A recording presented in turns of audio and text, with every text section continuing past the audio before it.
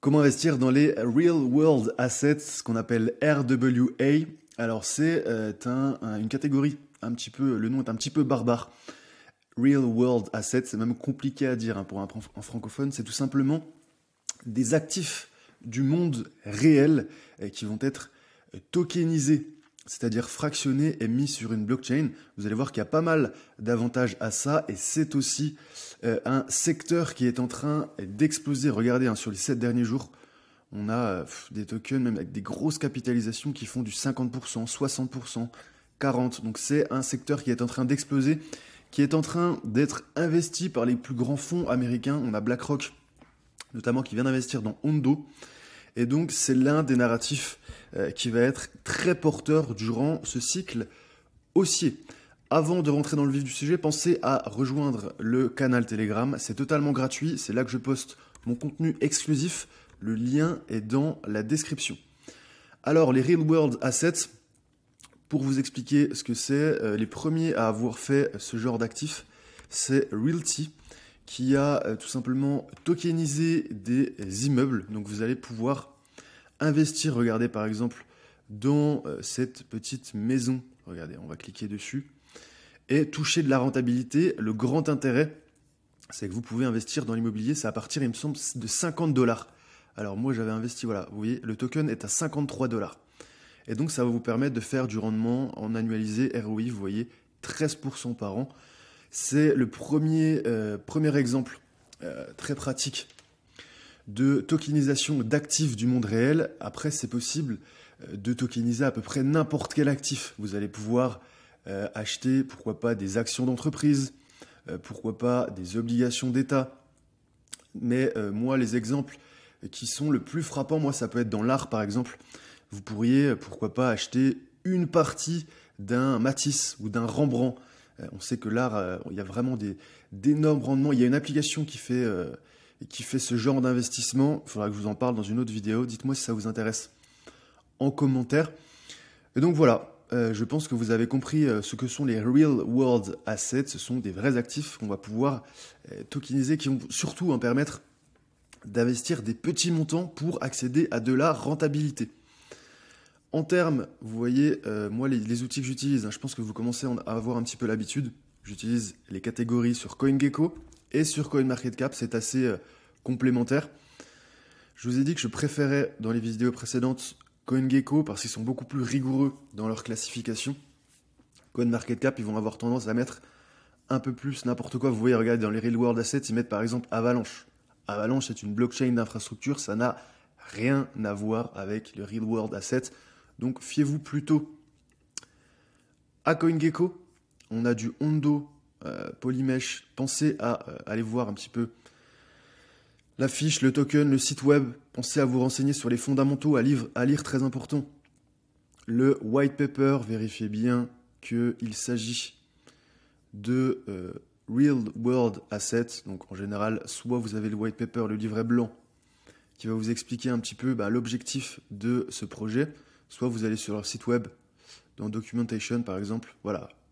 Ils vont vous expliquer. Si vous êtes un petit peu mauvais en anglais, utilisez un traducteur. Regardez, on traduit en français, clic droit.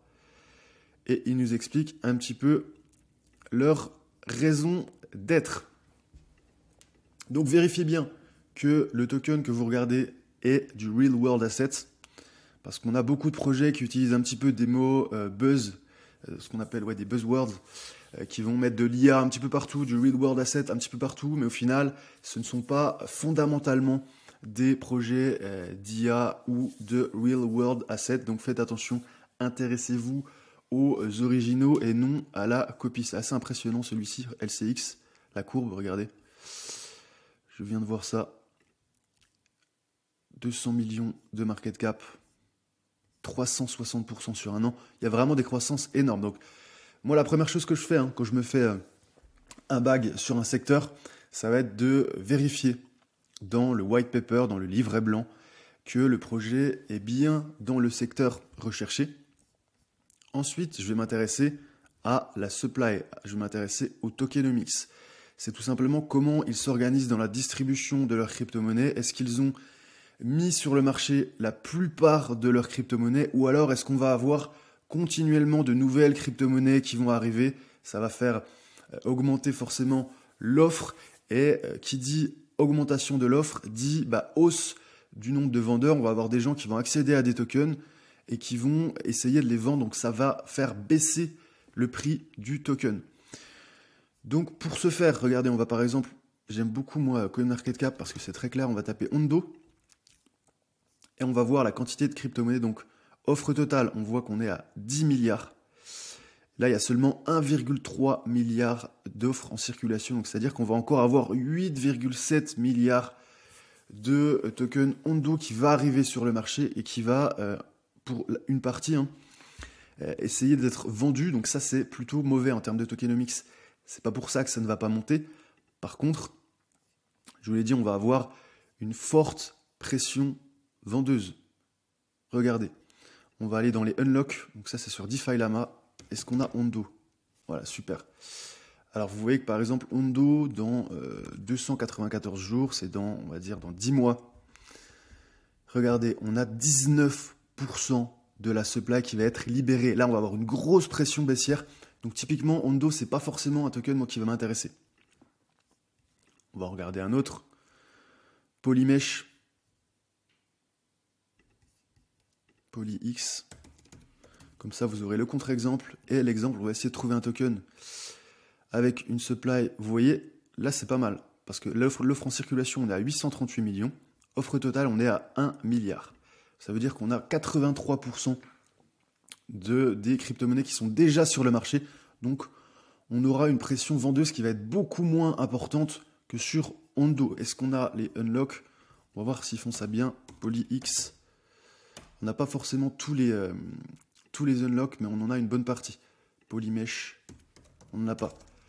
On a déjà, honnêtement, on a déjà 80% des tokens qui sont sur le marché, qui sont en circulation. C'est très bon. On va en regarder un troisième. Mantra.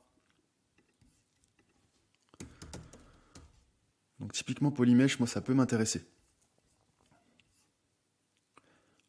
Offre en circulation 793 millions sur au total 888 millions. Pareil, ça c'est très bien. Mantra. Voilà, belle hausse. On vient de casser un point haut en plus. En termes de tokenomics, ça peut être intéressant. Est-ce qu'on a l'unlock? En général, quand on a 90% des tokens qui sont déjà en circulation, on n'a pas d'unlock. Ça va se faire en général à travers le staking.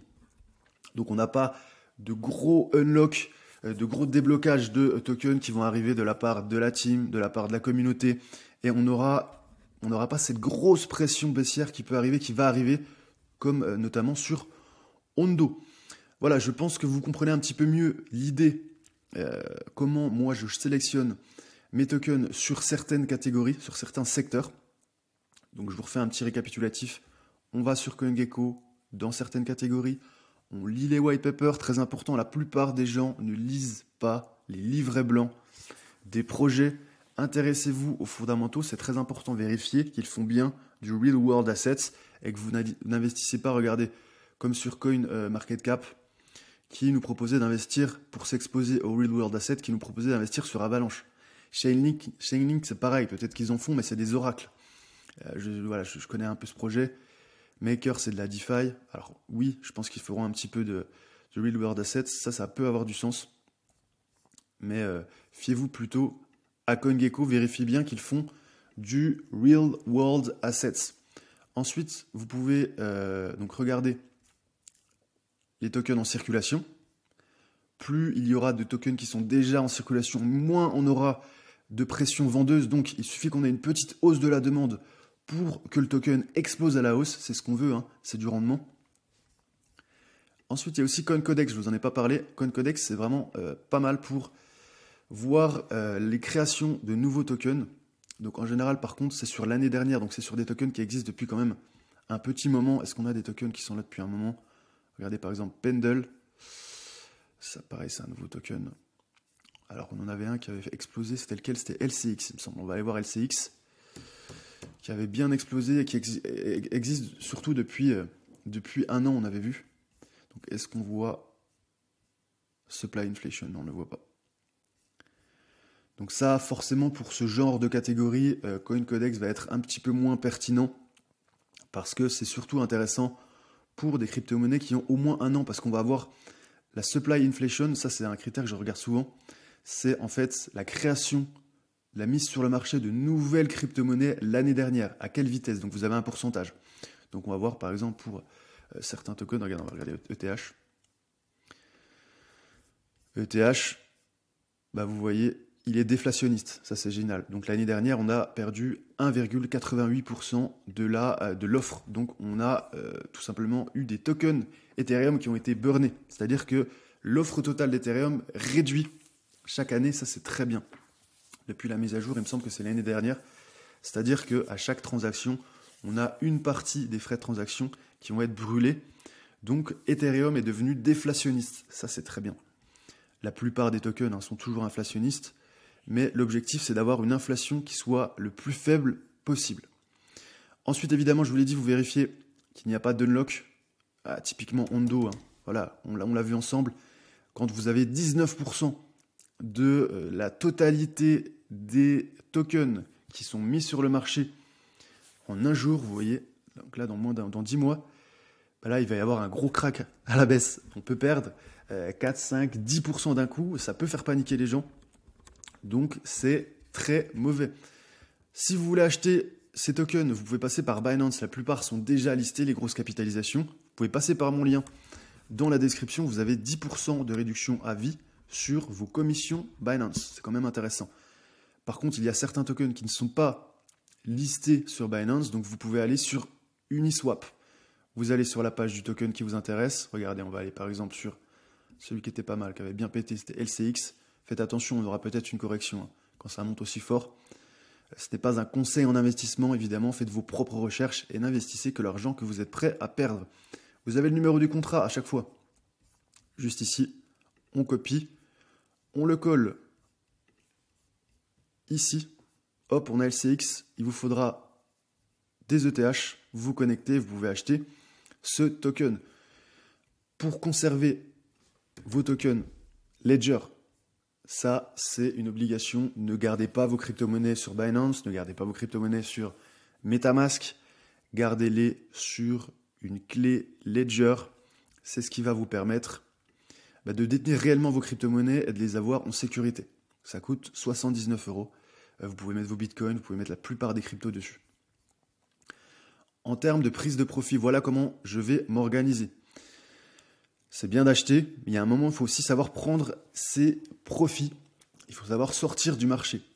Et donc, le sous-jacent, celui qui a le lead sur ce marché, c'est Bitcoin, sur les crypto-monnaies. Donc, ce qu'on remarque très simplement sur Bitcoin, c'est qu'en général, on a des cycles de 3 ans.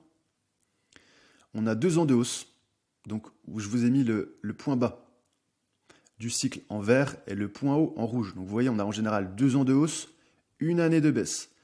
2 ans de hausse, une année de baisse. 2 ans de hausse, une année de baisse. Et on devrait partir pareil sur ce cycle. Regardez, on a eu le point bas ici. On devrait avoir 2 ans de hausse. On pourrait avoir 2 ans de hausse. On ne fait pas de pronostic. Et ensuite, une année de baisse si ça continue. Chaque marché a sa respiration. C'est comme ça que fonctionne Bitcoin. Évidemment, les performances futures ne présagent pas, les performances passées ne présagent pas des performances futures. Par contre, je pense moi qu'à partir de, on va dire le dernier trimestre 2025, vous voyez, c'est autour en fin d'année 2025 qu'on devrait avoir le point haut si à nouveau l'histoire venait à se répéter. Donc moi je sais que à partir du dernier trimestre, je vais prendre mes bénéfices septembre, peut-être août-septembre 2025. Je vais sortir, je sortirai même un petit peu après. Si on a des tokens qui font des multiples ahurissants, x100 sans respirer, x10, x100 si on est sur des petites capitalisations, je prendrai déjà des bénéfices avant. Par contre, ce qui est clair, c'est qu'en septembre-octobre, je serai sorti quasiment totalement du marché. Je serai sorti du Bitcoin, je serai sorti de ma plupart de mes portefeuilles sectoriels, parce que j'ai pas envie que ça se reproduise, que le coup de 2017 se reproduise. Moi, j'ai découvert les crypto-monnaies en 2017. Voilà, moi, je suis arrivé là. Voilà. Donc, je me disais, j'en ai entendu parler sur BFM Business. Et voilà, j'ai eu peut-être 2 mois de hausse et ensuite, je me suis fait massacrer. Pourquoi ? Parce que je suis arrivé en fin de cycle. Si j'étais arrivé là, vous voyez, j'aurais eu 2 ans de hausse magnifique. Donc voilà, pensez toujours à avoir ce graphique en tête. Pensez à vous mettre, pourquoi pas, des alertes de prix aussi. Je vais avoir une alerte de prix, moi. Ma target sur Bitcoin, elle est à 150 000 $. Quand on atteindra, si on atteint les 150 000 $ avant octobre 2025, je sortirai au moins 70% de mes positions. Voilà pour cette vidéo un petit peu plus longue que d'habitude. J'espère que vous appréciez ce format. Si c'est le cas, pensez à mettre un like, pensez à vous abonner si ce n'est pas encore fait, à rejoindre le canal Telegram, c'est totalement gratuit. Vous avez le lien dans la description.